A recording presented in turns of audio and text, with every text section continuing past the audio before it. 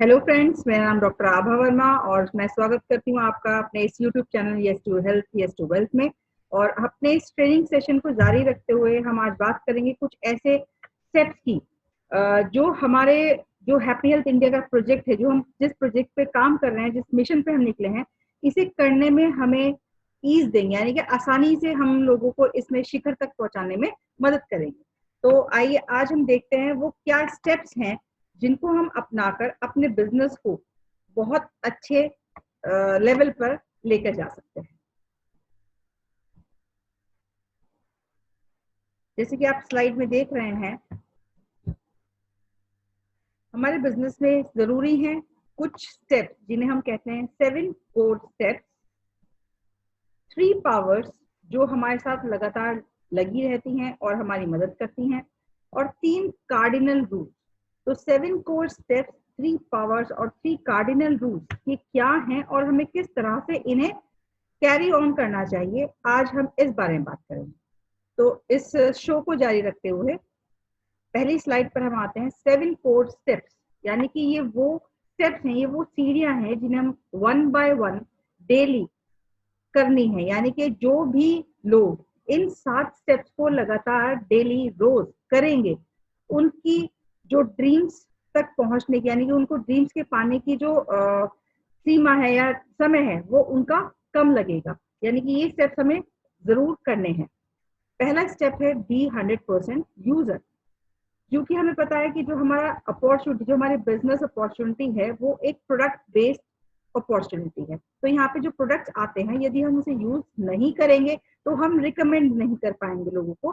जो चीज मैं अपने घर में यूज कर रही हूँ, मैं आराम से किसी को बता सकती हूँ। यानी कि जब हमें पता है कि हमें खर्चा करके चर्चा करना है, तो हमें उसे यूज जरूर करना चाहिए। इसलिए सबसे पहली बात यह है कि हमें 100% यूजर होना चाहिए।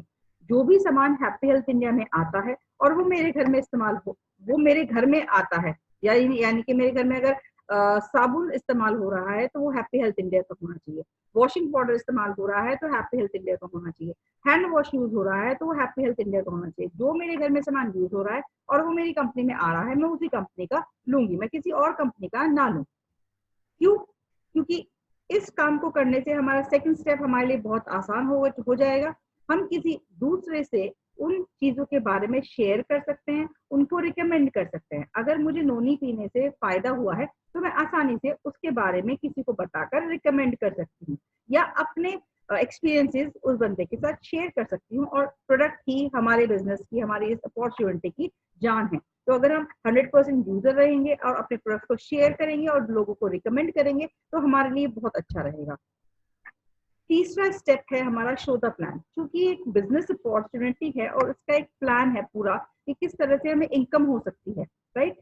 तो इस शो द प्लान यानी कि थर्ड स्टेप में कुछ सब स्टेप्स हैं, कुछ और स्टेप्स आते हैं, जो कि है लिस्ट बिल्डिंग, दूसरा contact and inviting, show the plan and startup. जब भी हम किसी को प्लान दिखाते हैं तो इन चारों स्टेप्स के थ्रू ही पास ऑन कर होते हैं। यानी कि कोई भी आपका बंदा है, कोई भी आपका टीम में मेंबर आया है, उसको आप पहले लिस्ट बिल्डिंग कराइए, यानी कि उनकी लिस्ट बनवाइए कि वो किन लोगों को जानते हैं, वो किन लोगों को जानते हैं और कौन उन्हें जानते हैं। एक लिस्ट हमें बनानी होती है।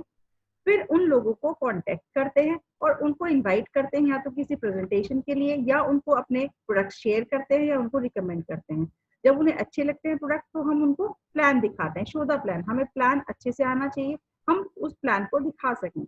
और जब उसको देखें, वो बंदा, कोई जो नया बंदा हमारे साथ आ रहा है, वो जब प्लान को देखेगा तो फिर उसका स्टार्टअप कराएं, राइट। मैं यहाँ फॉलो अप नहीं कह रही हूँ, स्टार्टअप कह रही हूँ, क्योंकि हमारे बिजनेस में ये अपॉर्चुनिटी इतनी बेहतरीन है कि जो रेशियो है लोगों के आने का वो 100% है। जो देखता है वो कहता है हाँ भाई ये तो ठीक है, हम एक्सपेंडिचर ही तो कर रहे हैं, आज तक भी हम खर्चा करते हैं, खर्चे से इनकम होगी, ठीक है, हम यहाँ से सामान लेने को तैयार है। तो आपको स्टार्टअप कराना है प्रॉपर तरीके से, उसको सब कुछ बताना है, सारी नॉलेज दे रही है कंपनी के बारे में बताना है, प्रोफाइल बतानी है कंपनी का, एवरीथिंग आपको सब कुछ बता के उसका स्टार्टअप कराना है। तो तीसरा स्टेप है शो द प्लान। इस शो द प्लान में से, ये 4 स्टेप्स में से आप डेली एक स्टेप जरूर करें। कुछ लोगों के साथ आप लिस्ट बिल्डिंग कर रहे होंगे, कुछ लोगों के साथ इनवाइटिंग या कांटेक्ट कर रहे होंगे, कुछ लोगों के साथ एसटीपी और कुछ लोगों के साथ स्टार्टअप।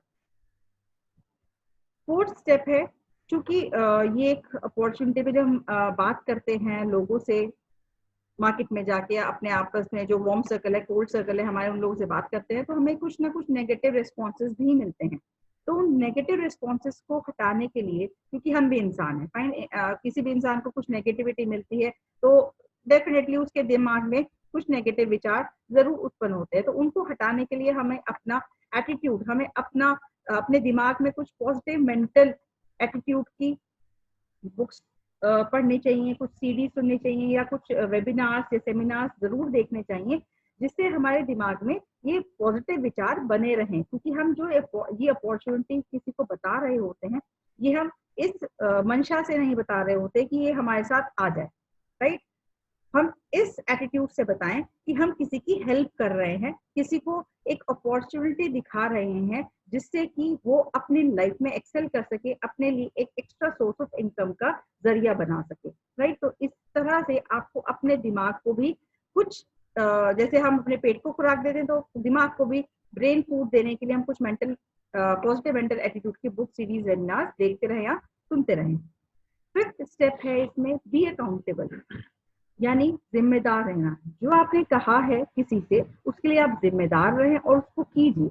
यानी कि अगर आपने किसी कंज्यूमर को या किसी अपने फैमिली मेंबर या रिलेटिव फ्रेंड को बोला है कि मैं आपको ये सामान दूंगा, तो जाके उस दिन उसको उस सामान को दीजिए, राइट। आपने कहा है कि इस दिन हम आपके लिए प्लान करेंगे, तो आप उनके लिए प्लान कीजिए, उनकी कॉन्टेक्ट लिस्ट उस दिन बनवाइए। यानी आप जो कह रहे हैं उसको पूरा कीजिए। Be accountable for everything. अगर आपने कोई किसी से अपने अपलाइन से सामान लिया है तो उसके पैसे भी उनको दे दीजिए, ये आपकी जिम्मेदारी है, राइट। क्योंकि आपका तो एक अपलाइन है, पर अपलाइन जो आपके अपलाइन है उनके बहुत सारे डाउनलाइन है।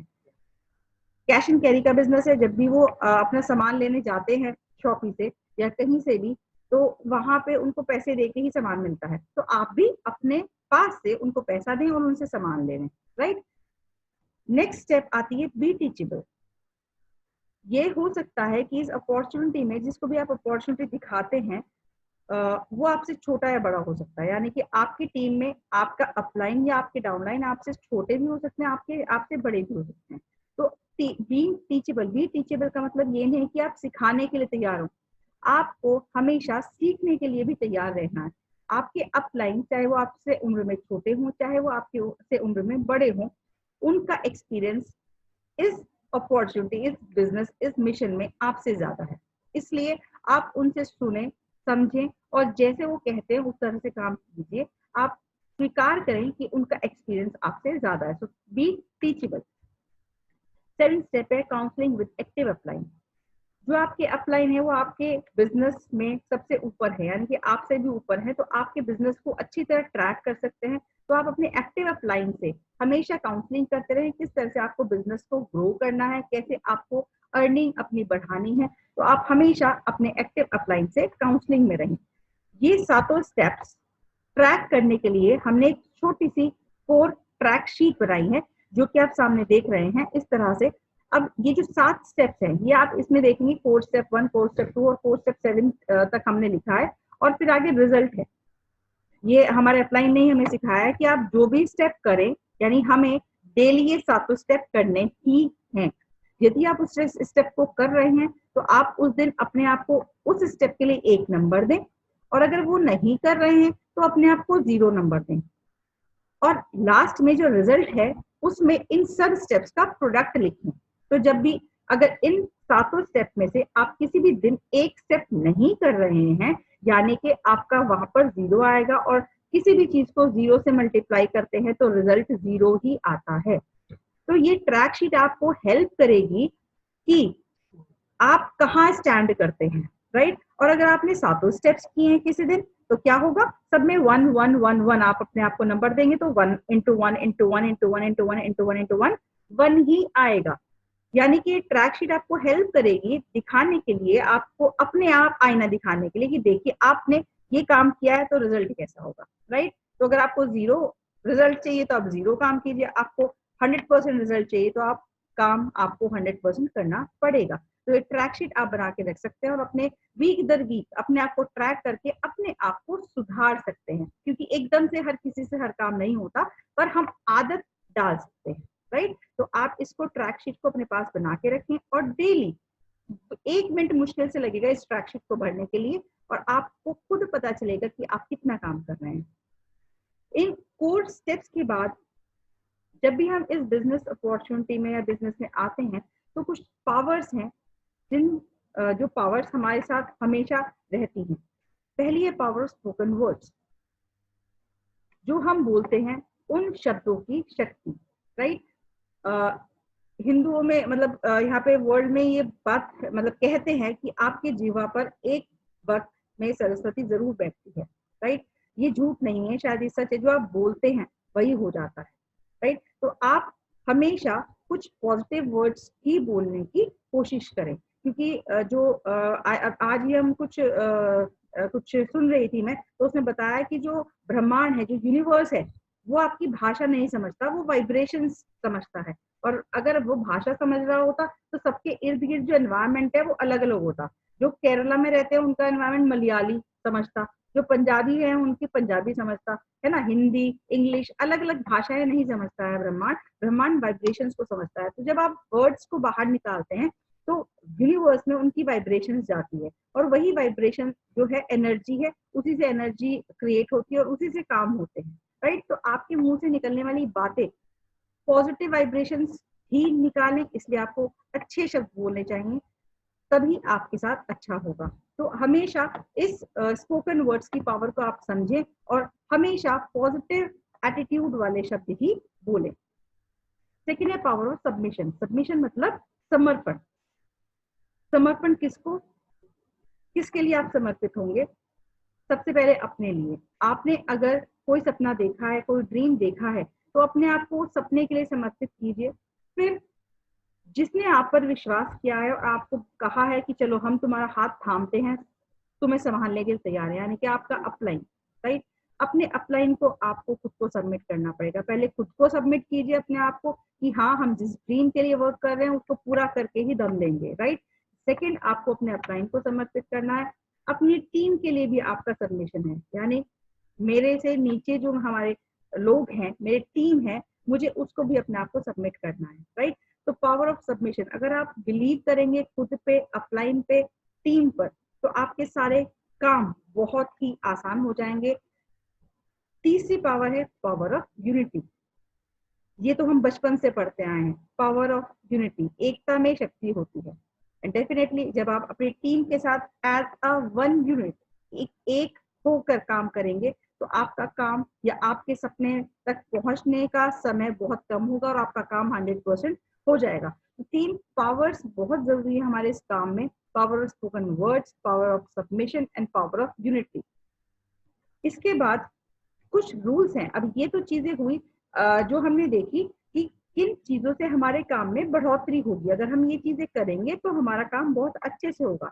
तो हमें ये भी पता होना चाहिए कि क्या चीजें ना करें जिससे हमारे काम में नुकसान हो सकता है। तो वो चीजें होती है 3 कार्डिनल रूल्स, यानी कि हमें इन रूल्स को अपनाना है और यहाँ पे कही हुई बातों को ना करने की कोशिश करनी है, जिससे कि हमारा काम अच्छे से चले।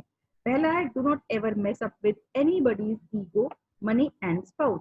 किसी के भी मान सम्मान, पैसे और उनके स्पाउस यानी कि पति पत्नी के साथ हमें किसी भी तरह का दुष्व्यवहार नहीं करना है, राइट। क्योंकि ये फैमिली बिजनेस है और फैमिली बिजनेस होने के कारण सभी लोग फैमिली मतलब हस्बैंड वाइफ इस बिजनेस में इन्वॉल्व रहते हैं। तो आप उनके मान सम्मान, उनके पैसे और उनके खुद के चरित्र के साथ बिल्कुल भी मैसअप ना करें।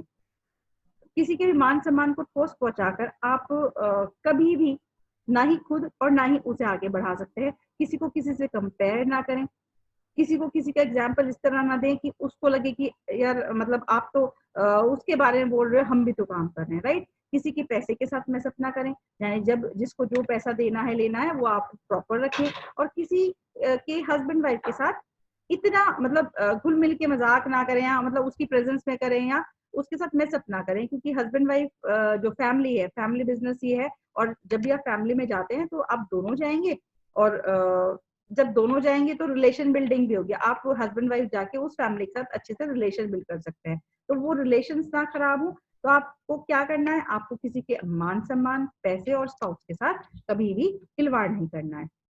दूसरा, नो क्रॉस लाइनिंग। एक ही टीम में एक ही अपलाइन के कई सारे मेंबर्स होते हैं, राइट, जो हम कहते हैं कि जो अलग अलग हैं, राइट, सिस्टर कंसर्न्स हैं, जैसे कि कजन्स होते हैं, ठीक, ये लोग क्रॉस लाइंस होते हैं। मान लीजिए एक अपलाइन है ए और उनके दो लेग्स हैं बी और सी, तो बी और सी भले ही एक ही अपलाइन के टीम है पर ये आपस में दो अलग अलग टीम है।